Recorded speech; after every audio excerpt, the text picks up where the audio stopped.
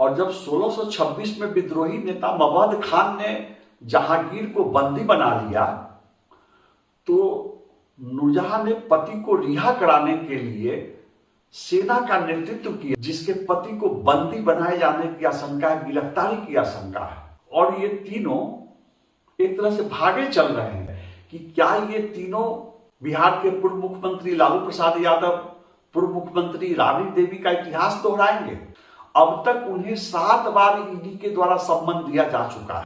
इसे ही कहा जाता है उल्टा चोर कोतवाल को डांटे। जैसे ही तेजस्वी यादव को शपथ दिलाने की कोशिश की जाएगी, ईडी उन्हें गिरफ्तार नहीं कर सकती है। उनकी राय है कि लालू प्रसाद ऐसी गलती कभी नहीं करेंगे, वे वेट एंड वॉच में रहेंगे और लोकसभा चुनाव से पहले अपने बेटे को मुख्यमंत्री बनाने की कोशिश नहीं करेंगे। इस बीच अगर लोकसभा चुनाव से पहले तेजस्वी यादव की गिरफ्तारी हो जाती है, राजश्री यादव को राजनीति में लाया जाएगा, उन्हें सारण लोकसभा क्षेत्र से प्रत्याशी बनाया जा सकता है। इन 3 महिलाओं के नाम भारतीय राजनीति में सुर्खियों में रहेंगे। आज मैं दिल्ली की भाभी सुल्तान की कहानी सुनाने चला। आप सोच रहे होंगे कि भाभी सुल्तान की कहानी लेकर क्यों आया।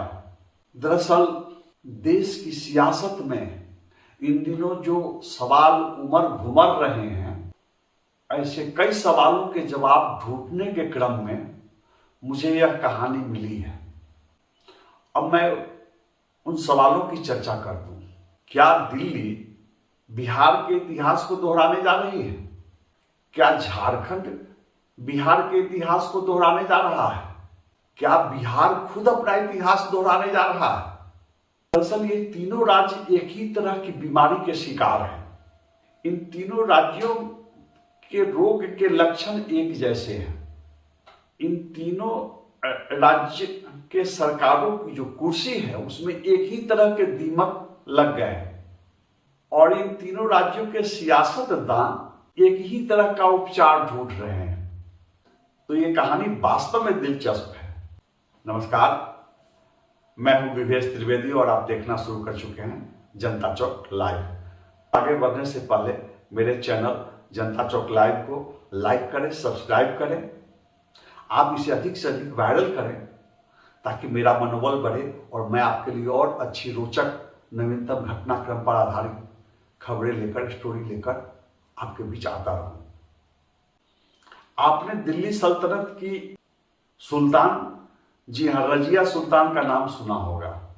वही रजिया सुल्तान जिसने 1236 से लेकर 1240 तक दिल्ली सल्तनत पर हुकूमत किया था, शासन किया था। वही रजिया सुल्तान जिसने अपने भाई की मृत्यु के बाद खुद से दिल्ली सल्तनत की बागडोर थाम ली थी। रजिया के पिता इल्तुतमिश ने बचपन से ही रजिया को अस्त्र शस्त्र की शिक्षा दी थी, रजिया को शासन प्रशासन चलाने की दक्षता दिलाई थी। लेकिन इल्तुतमिश ने अपने बेटे रुकनुद्दीन फिरोज को दिल्ली का शासक बनाया था। रुकनुद्दीन फिरोज की मृत्यु के बाद रजिया ने खुद को दिल्ली की सुल्तान घोषित कर दिया था। लेकिन मैं गुलाम वंश की रजिया सुल्तान की कहानी सुनाने नहीं चला। मैं मुगल वंश की सुल्तान, जी हां, मुगल वंश की महारानी नूरजहां की भी कहानी सुनाने नहीं चला। मुगल वंश के राजा जहांगीर अफीम और शराब के नशे में डूबे रहते थे। मदद के लिए कहिए, सहयोग के लिए कहिए, नूरजहां ने बागडोर संभाली थी। नूरजहां दिल्ली दरबार में बैठती थी और शासन प्रशासन की कार्यवाही संभालती थी, फैसले सुनाती थी। बात इतनी ही नहीं है, 1617 ईस्वी में जो सोने और चांदी के सिक्के जारी हुए थे मुगल शासक के द्वारा, जहांगीर के द्वारा, उसमें जहांगीर के बगल में नूरजहां की भी तस्वीर छपी हुई थी। आप यह भी कह सकते हैं कि नूरजहां ने खुद जहांगीर के बगल में अपनी भी तस्वीर छपवाई थी।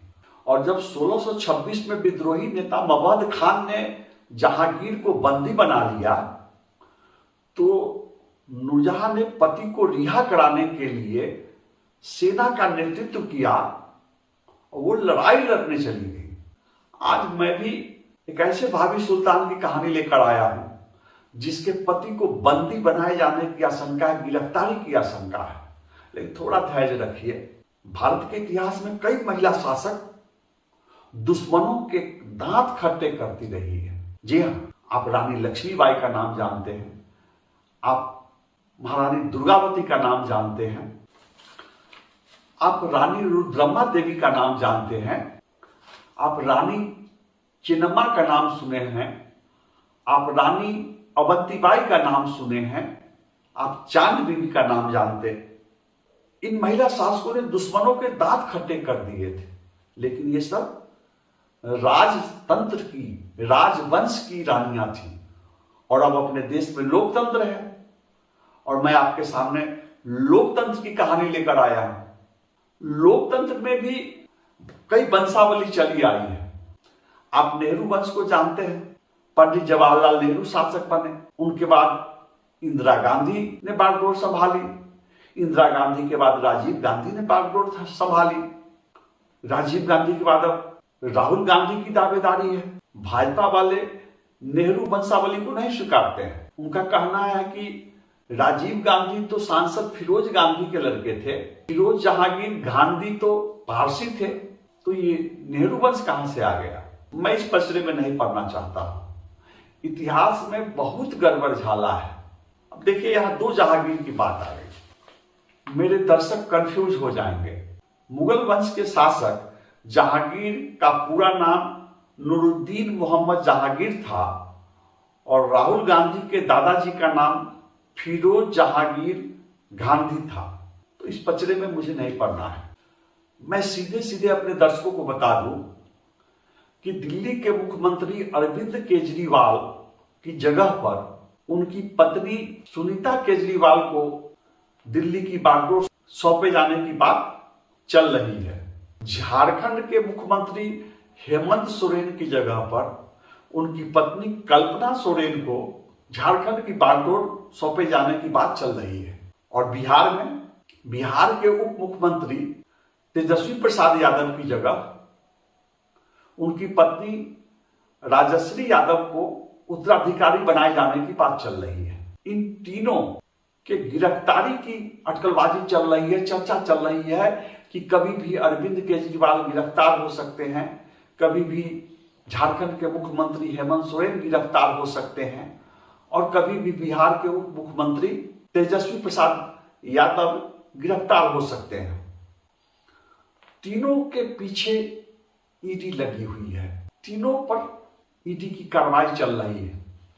जी हां, दिल्ली के मुख्यमंत्री अरविंद केजरीवाल, झारखंड के मुख्यमंत्री हेमंत सोरेन और बिहार के डिप्टी सीएम तेजस्वी यादव को भ्रष्टाचार के मामले में जेल भेजे जाने की चर्चा चल रही है। तीनों को ईडी ने सम्मन दिया है। प्रवर्तन निदेशालय, जिसे संक्षेप में ईडी कहा जाता है, बार बार इन तीनों को सम्मन जारी कर रहा है और ये तीनों एक तरह से भागे चल रहे हैं। ये ईडी के सामने पेश नहीं हो रहे हैं, ये तरह तरह के बहाने बना रहे हैं। झारखंड के मुख्यमंत्री हेमंत सोरेन जमीन घोटाले में फंस रहे हैं और बिहार के डिप्टी सीएम तेजस्वी यादव नौकरी के बदले जमीन के मामले में फंस रहे हैं। इनके पिता जबरेल मंत्री थे, तो आरोप है कि उन्होंने कई लोगों को नौकरी दी थी और नौकरी के बदले में उन लोगों से जमीन ली थी। और दिल्ली के मुख्यमंत्री अरविंद केजरीवाल शराब घोटाले में फंस रहे हैं। तीनों को आशंका है कि उनकी गिरफ्तारी हो जाएगी। तो अब पटना से लेकर रांची और दिल्ली तक चर्चा चल रही है कि क्या ये तीनों बिहार के पूर्व मुख्यमंत्री लालू प्रसाद यादव, पूर्व मुख्यमंत्री राबड़ी देवी का इतिहास दोहराएंगे। आपको याद होगा कि जब बिहार के तत्कालीन मुख्यमंत्री लालू प्रसाद यादव को चारा घोटाले में जेल भेजा गया था, तो उनकी जगह पर उनकी पत्नी राबड़ी देवी को बिहार का मुख्यमंत्री बनाया गया था। उसी तर्ज पर अब चर्चा है कि अगर हेमंत सोरेन जेल जाते हैं तो उनकी पत्नी कल्पना सोरेन को मुख्यमंत्री बनाया जाएगा। अरविंद केजरीवाल जेल जाते हैं तो दिल्ली सरकार की बागडोर उनकी पत्नी सुनीता केजरीवाल थामेंगे और बिहार में तेजस्वी यादव की जो राजनीति है उनकी विरासत को पत्नी राजश्री यादव थाम सकती है। तो कहानी दिलचस्प है, मैं अपनी ओर से इसमें कुछ नहीं कहूंगा। अब सबसे पहले दिल्ली की बात कर लेते हैं। अरविंद केजरीवाल को 3 बार ईडी सम्मन दे चुकी है शराब घोटाले के मामले में।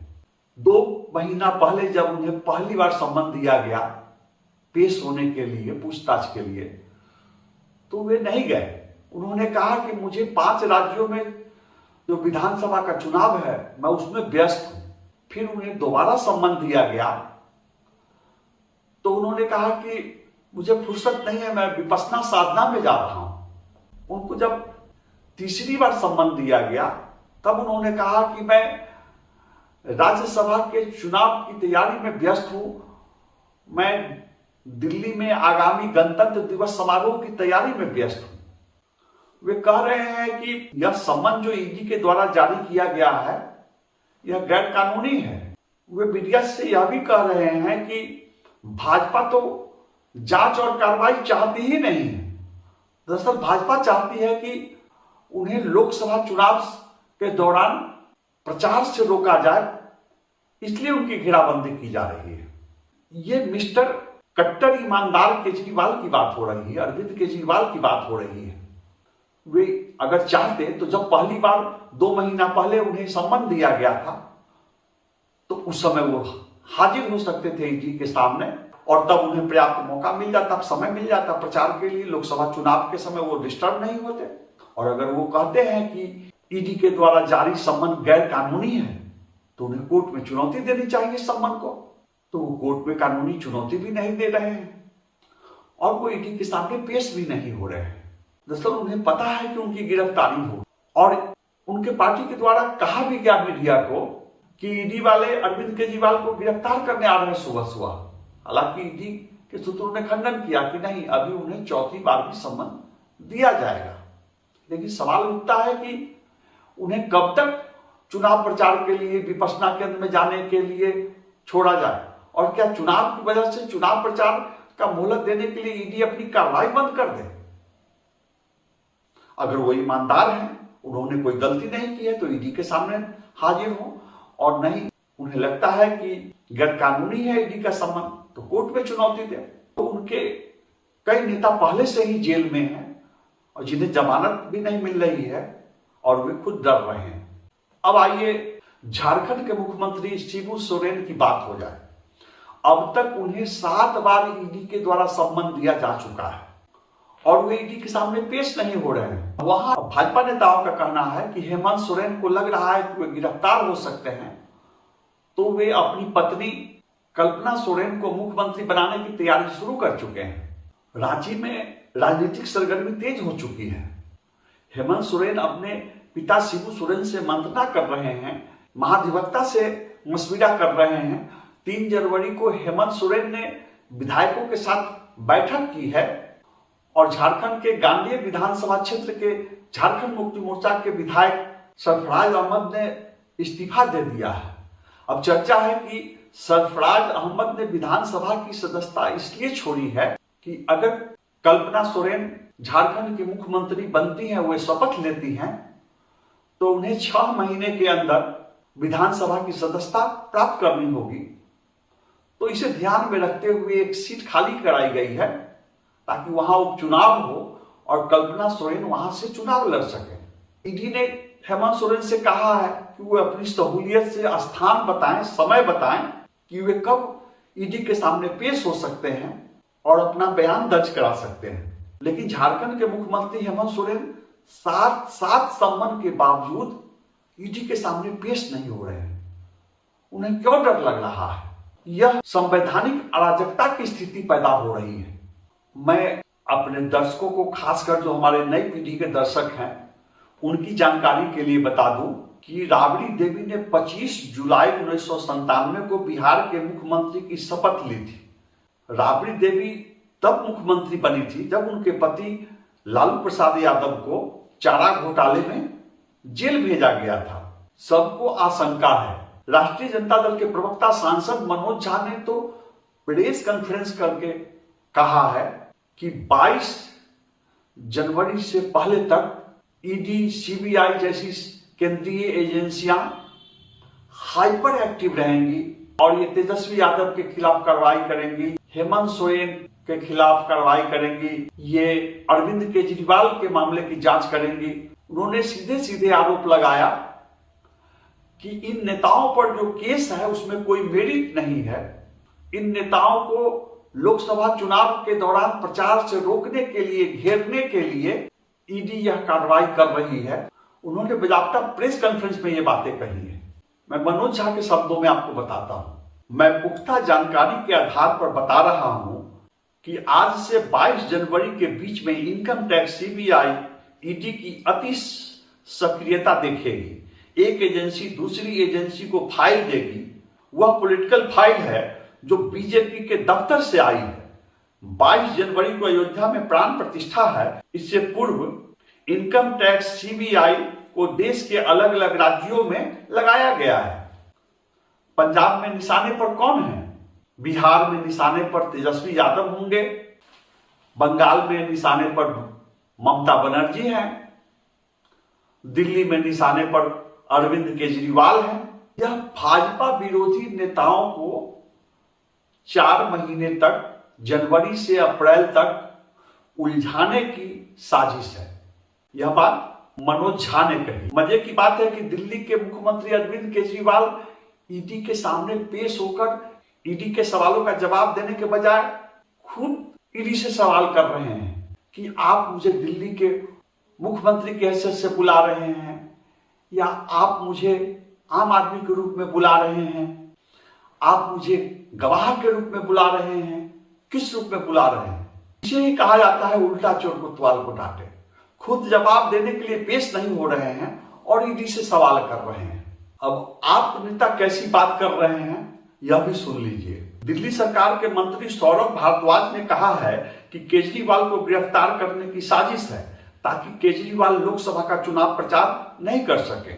इधर भाजपा प्रवक्ता शहजाद पूनावाला ने क्या कहा है मैं आपको बताता हूं। अरविंद केजरीवाल भगोड़े जैसा बर्ताव कर रहे हैं। शराब घोटाले पर जवाब देने से बचने के लिए कट्टर ईमानदार कहते हैं कि मैं चुनाव में व्यस्त हूं। इससे पहले जब समन भेजा गया तो उन्होंने कहा कि राज्यों के विधानसभा चुनाव में व्यस्त हूं। सवाल उठता है कि वे कब तक भागते रहेंगे? चुनाव प्रचार के बहाने ईडी के सामने नहीं आ रहे हैं। क्या वे अनंत काल तक ऐसा ही करते रहेंगे? और भाजपा ने निशाना साधा है कि अगर केजरीवाल गिरफ्तार हुए तो अपनी पत्नी सुनीता केजरीवाल को मुख्यमंत्री बनाएंगे। भाजपा नेता दुष्यंत कुमार गौतम ने कहा है कि यह एक संवैधानिक नोटिस था, आपको जाना चाहिए था। हमने सुना है कि आपने पत्नी को मुख्यमंत्री बनाने की तैयारी भी कर ली है। सबको मालूम है कि आपने जो पाप किया है, आपने कहीं ना कहीं घोटालेबाजी की है, परिणाम तो भुगतना ही पड़ेगा। इन परिस्थितियों में अब पूछा जा रहा है कि तेजस्वी यादव क्या करेंगे और उससे पहले लालू प्रसाद क्या करेंगे? क्या वे अपने बेटे तेजस्वी यादव को संकट की इस घड़ी में बिहार का मुख्यमंत्री बनाने की मुहिम शुरू करेंगे, कोई प्रयास करेंगे? क्या जैसे ही तेजस्वी यादव को शपथ दिलाने की कोशिश की जाएगी, ईडी उन्हें गिरफ्तार नहीं कर सकती है? नौकरी के बदले जमीन के मामले में पूर्व मुख्यमंत्री लालू प्रसाद, पूर्व मुख्यमंत्री राबड़ी देवी और तेजस्वी यादव को आरोपी बनाया गया है। पिछले 4 अक्टूबर को कथित भूमि घोटाले में नई चार्जशीट के संबंध में लालू प्रसाद यादव, तेजस्वी यादव और राबड़ी देवी को जमानत मिल चुकी है। ईडी ने फिर 5 जनवरी को तेजस्वी यादव को पूछताछ के लिए बुलाया। इससे पहले 22 दिसंबर को तेजस्वी यादव को बुलाया गया लेकिन वे नहीं गए। 27 दिसंबर को लालू प्रसाद को बुलाया गया लेकिन उन्होंने स्वास्थ्य संबंधी कारणों से जाने में असमर्थता जताई। गौरतलब है कि लालू प्रसाद इंडिया गठबंधन की बैठकों के सिलसिले में काफी सक्रिय हैं। उसकी बैठक में शामिल होने दिल्ली चले जाते हैं लेकिन स्वास्थ्य के आधार पर, खराब स्वास्थ्य के आधार पर वे ईडी के सामने पेश नहीं हो रहे हैं। जानकारों की राय है कि लालू प्रसाद ऐसी गलती कभी नहीं करेंगे। वे वेट एंड वॉच में रहेंगे और लोकसभा चुनाव से पहले अपने बेटे को मुख्यमंत्री बनाने की कोशिश नहीं करेंगे क्योंकि तेजस्वी यादव के गिरफ्तारी की आशंका है। वे चाहेंगे कि लोकसभा चुनाव के बाद बेटे को मुख्यमंत्री बनाने की कोशिश करें।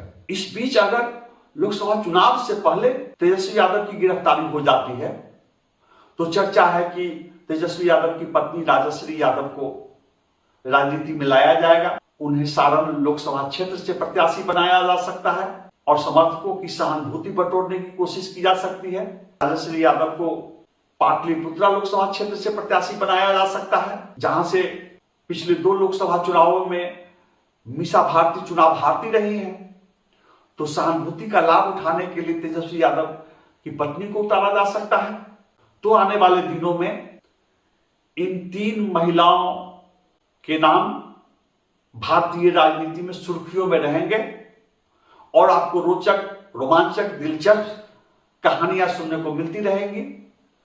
आपसे आग्रह है कि आप मेरे चैनल को लाइक करें, सब्सक्राइब करें और वायरल करें। मैं ऐसे ही नवीनतम घटनाक्रम पर आधारित रोचक खबरें, कहानियां लेकर आपके बीच आता रहूंगा। नमस्कार।